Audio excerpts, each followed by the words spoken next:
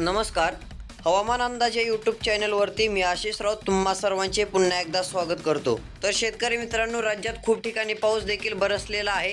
काही ठिकाणी अजून देखील पाऊस झालेला नाही आहे. आता कोणत्या ठिकाणी पाऊस पडणार आहे सविस्तर अपडेट पाहणार आहोत. त्यापूर्वी चॅनलवर नवीन असाल तर चॅनलला सबस्क्राईब करून नोटिफिकेशन बेल ऑलवरती टाका. खूप सारे जण व्हिडिओ पाहतात परंतु सबस्क्राईब करत नाही. जे सबस्क्राईब करून ठेवतील त्यांना रोजचे रोज हवामानाचे अपडेट याच चॅनलवरती पाहायला मिळेल. तर चला पाहूयात आता सविस्तर अंदाज.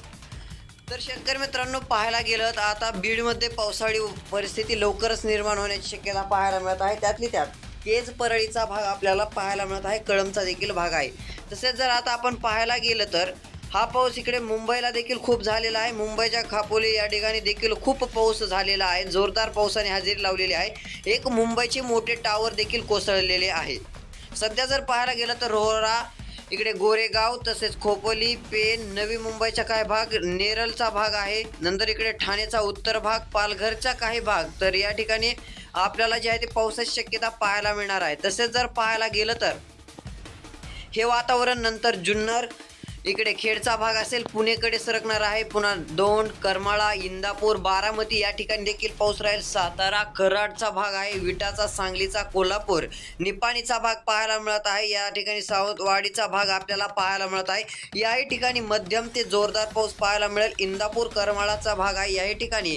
तसेच अहिल्यादेवीनगर, श्रीरामपूर, वैजापूर, संभाजीनगर, जालना, चिखली, लोणारचा भाग आपल्याला पाहायला मिळत आहे. याही ठिकाणी जोरदार पाऊस आपल्याला पाहायला मिळू शकतो. तसेच जर पाहायला गेलं तर विदर्भाचा विचार केला तर विदर्भामध्ये जास्त पावसाची शक्यता नाही आहे. इकडे लातूर, धाराशिवचा भाग काय पाहायला मिळत आहे.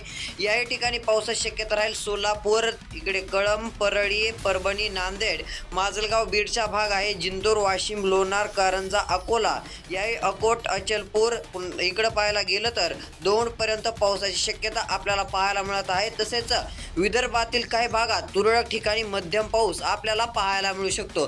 तर अशा प्रकारे वातावरण राहणार आहे. थोडासा जोर आज आपल्याला कमीच पाहायला मिळणार आहे. रोजचे रोज अपडेटसाठी चॅनल नक्की सबस्क्राईब करा. धन्यवाद.